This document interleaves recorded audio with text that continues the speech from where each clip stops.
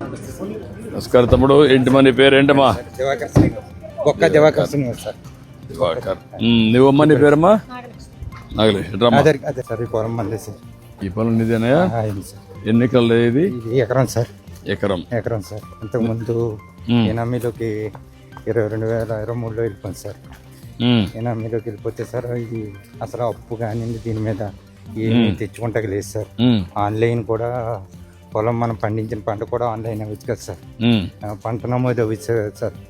చేయడానికి కూడా వీలు కాలేదు సార్. నీ భూమి కాదని? మన భూమి కాదు సార్. ఉండి మనం లేనట్టే సార్ చాలా ఇబ్బంది పడ్డాం సార్. సార్ అయితే తర్వాత ఇప్పుడు మొన్న 2 నెలల క్రితం కానీ సార్ కొంచెం మీ రావాలి సార్ కొంచెం బాగా అయింది సార్. మీకు అప్పుడు వీళ్ళు ల్యాండ్ టైటిలింగ్ యాక్ట్ ను తీసుకొచ్చారు. ఇప్పుడు ఏం చేశారంటే అన్ని మీ సొంత ఆస్తిని కూడా 22A కింద పెట్టారు. ఎప్పుడు తెలిసింది నీకు? ఇప్పుడు ఎనామీ అని సార్. ఎనామీ అని 2023లో సార్ మనం పంట పండించినప్పుడు నమోదు చేస్తారు సార్. అప్పుడైతే నమోదు అవ్వదని చెప్పారు సార్.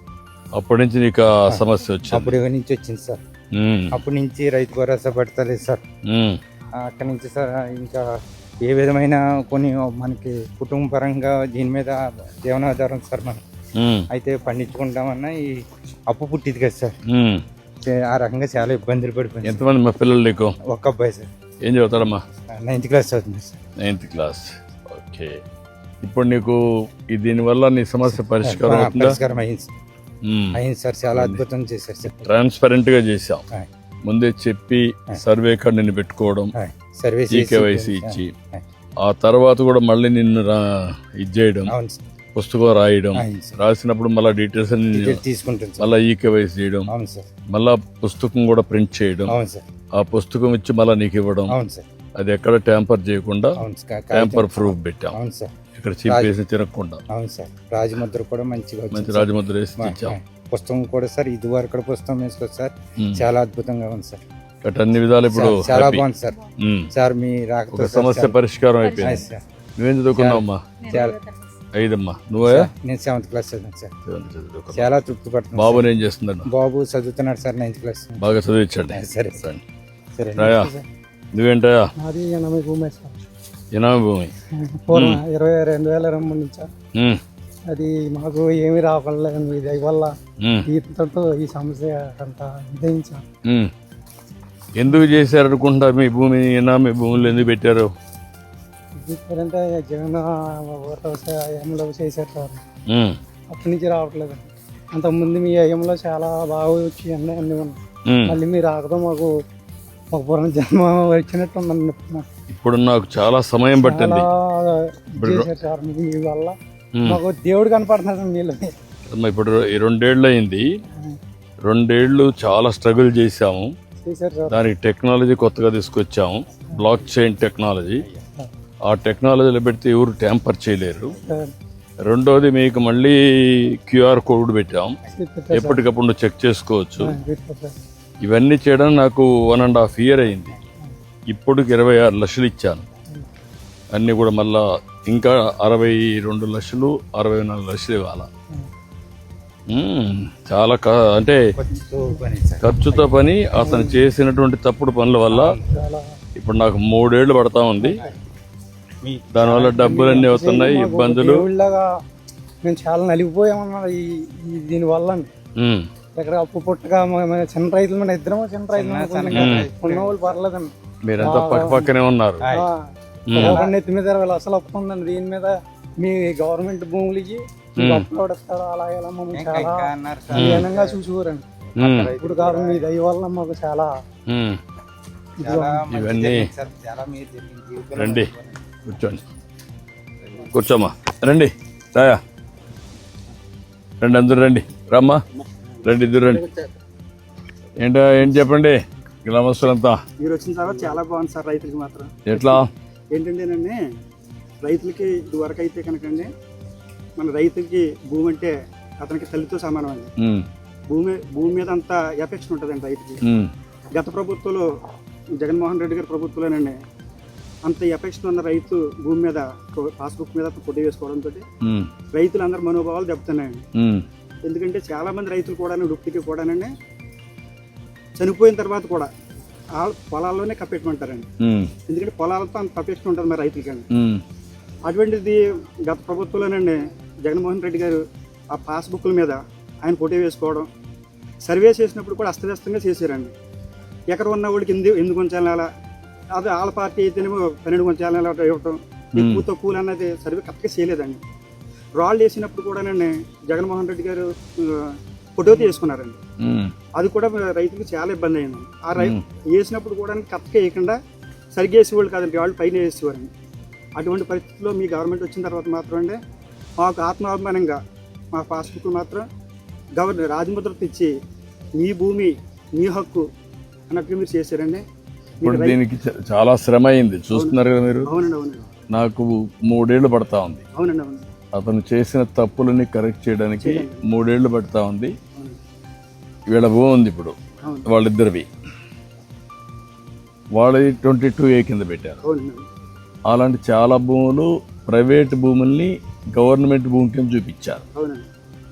కొన్ని దిక్కల్లో ఏం చేశారంటే భూమి అమ్మమన్నారు. అమ్మమంటే దాన్ని బేస్ చేసుకొని 22A కింద పెట్టేశారు. ఇలాంటివి అవకతవకలు చాలా జరిగాయి. నువ్వు ఇంకో మాట కూడా చెప్పావు, వాళ్ళ పార్టీ వాళ్ళ పేర్లతో ఎక్కువ రాసేసుకున్నారు. అవి ఇచ్చేసి పట్టదారు పాస్బుక్ ఇవ్వడం, ఇలాంటి చాలా అవకతవకలు చేశారు, దౌర్జన్యం ఇవన్నీ. ఇప్పుడు దానికి మళ్ళా నేను బ్లాక్ చైన్ టెక్నాలజీ పెట్టడం, మీరు అన్నట్టు మళ్ళీ కింద తప్పులు చేస్తారని నేనే రావడం, ఎవ్రీ మంత్ పెట్టి మీకు అందరికి ఇచ్చారా లేదా మళ్ళీ ఫోన్లు చేయడం, మీ సాటిస్ఫాక్షన్, ఇన్ని చెక్స్ అండ్ బ్యాలెన్సెస్ పెట్టి చేస్తున్నాం. దాంతో కొంత కంట్రోల్ సాటిస్ఫాక్షన్ అయ్యారండి. అది కూడా నేను ఇదివరకండి జగన్మోహన్ గారి గవర్నమెంట్ లో పంట డబ్బులు కూడా 2 నెలలకు పడటం 3 నెలలకు పడటం జరిగేదండి. నేను కూడా వచ్చేవాడిని. మీరు వచ్చిన తర్వాత 24 గంటలు అప్పుడు నేను తణుకులో వచ్చి ఒక పెద్ద ధర్నా కూడా చేశాను. అప్పుడు వేరే ఇక్కడ మీ రైస్ మిల్ వాళ్ళు ఇక్కడ ఇవ్వకుండా ఈస్ట్ గోదావరిలో ఇచ్చేవాడు. అవునండి, అవునండి, దూరంగా ఇచ్చేవాడు. అది ఇక్కడ ఇచ్చేవాడు. అంటే వాళ్ళకి ఏ రైస్ మిల్ కావాలంటే ఆ రైస్ మిల్కి ఇచ్చేవాడు. ఎక్కడంటే అక్కడ చేశారు. అది కూడా దాన్ని 75 బస్తాలు 75 కేజీలు అయితేనండి 80 కేజీలు చూసుకునేవారండి. అవును, అది కూడా చేశారు. అది కూడా చేసి వాళ్ళ కమిషన్ కింద నష్టం వచ్చిందని ఒక 5 కేజీలు లాగేసేవాడు. అది కూడా మన గవర్నమెంట్ వచ్చిన తర్వాత 24 గంటలోనే వేస్తున్నారండి డబ్బులు. 24 గంటలు వేస్తున్నాం, అన్ని సిస్టమ్స్ పెట్టాను. అంటే ఇంకా బాగా చేయాలి మనం.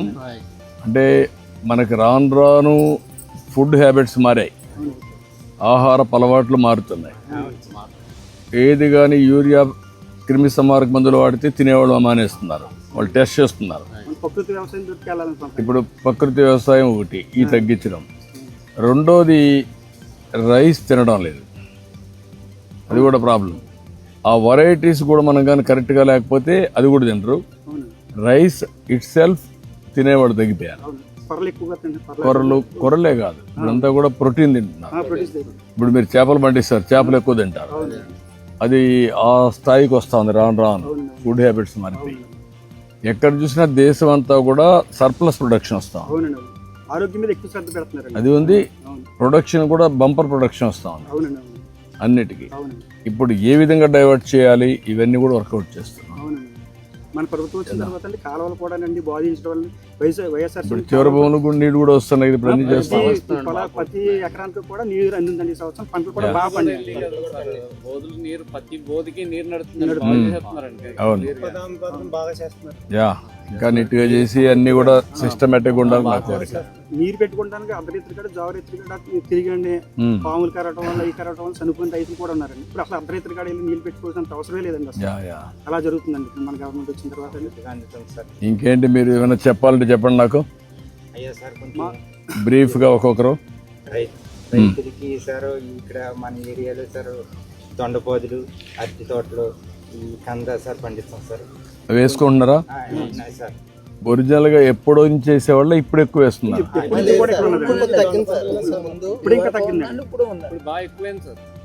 పసుపు పంటలు ఇంతకు ముందు ఎక్కువ ఉంది సార్. లేబర్ ఛార్జ్ పెరగడం వల్ల పసుపు తగ్గించి వరి అది ఎక్కువ పెంచారు సార్. కాదంటే ఇప్పుడు కంద ఇలాంటిది లేబర్ ఛార్జీలు తక్కువ ఉంటాయి కదా సార్. అందువల్ల కంద ఇలాంటి అరటి తోటలు ఇలాంటి దొండపోతులు అలాంటివి పెడుతున్నారు సార్. ఇప్పుడు ఊర్లలో మార్కెటింగ్ ఎస్టాబ్లిష్ చేస్తున్నారా, ఊర్లోనే కన్జంప్షన్ అంటే చేస్తున్నారా? మార్కెట్ సిద్ధాంతం బ్రిడ్జి కాడ ఉంది సార్, రైతులకి అమ్ముకోవడానికి కమిషన్ మార్కెట్ పర్లేదు అక్కడ పర్లేదు సార్. కాదంటే రైతులకి కొంత రోడ్లు పర్లేదు సార్ మా ఏరియా ఈ ఏరియాలో. ఆ రోడ్లు కావాలి. ఉంటే సార్ రైతు మోసుకుని తల మీద మోసుకుని పట్టుకురావాలి సార్. కొంచెం ఆ వాహనం మీద తెచ్చుకుంటాం సార్. కొంత రోడ్లు అంటే కాలువ గుట్టు రోడ్లు అంటే ఇప్పుడు ఆక్రమణ గురైనాయి. అవన్నిటిని కొద్దిగా మన గవర్నమెంట్ స్వాధీనం చేసి ఇలా రోడ్లు వేస్తే కనుకండి, ఎందుకంటే రైతులకి పంటని రోడ్డుకి చేర్చాలంటే చాలా ఖర్చు అయిపోతుంది. ఫోకస్ చేయాలి, చేద్దాం. అదొకటి సూచి అనేది కొంత రోడ్లు నేను వర్కౌట్ చేస్తాను తప్పకుండా. చేసి పెట్టారు ఇంకా మీకు కూడా ఆదాయం వచ్చేటివి కూడా మీరు కూడా ఆలోచించాలి. గ్రామాలు ఎలాంటి పంటలు వేయాలి, ఏం చేయాలి, అవి కూడా ఆలోచిస్తే గ్రామాలు బాగుపడతాయి. ఇప్పుడు గ్రామాల్లో కూడా ఇప్పుడు చేపలు ఉన్నాయి, దాంట్లో వాల్యూ అడిషన్. మీరు కమర్షియల్ క్రాప్స్ ఉన్నాయి, చామ, ఇవన్నీ బనానా, చామ అటుంటన్నీ, అవి ఎట్లా తీసుకొస్తారు అనేది అది నెక్స్ట్ లెవెల్. అన్నీ వర్కౌట్ చేద్దాం. మీరు కూడా ధైర్యంగా ఉండి మాట్లాడదాం. దివాకర్ రామ్. చాలా సెలవు. థ్యాంక్ యూ మా గుడ్. వెంకటేశ్వర్లు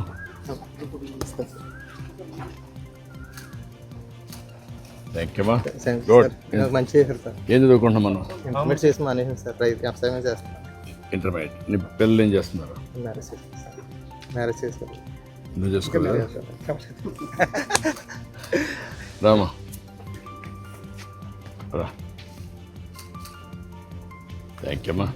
శ్రీనివాసరావు. దొంగ శివాజీ రమ్మా రమ్మా. మీ చేతి మీద తీసుకోవడం నాకు చాలా సంతోషంగా ఉంది థ్యాంక్ యూ సార్. తల్లి, థ్యాంక్ యూ. రమ్మా చూడమ్మా, ఆల్ ది బెస్ట్ అమ్మా. సంతోషమ్మా. సత్యనారాయణ గారు రండి.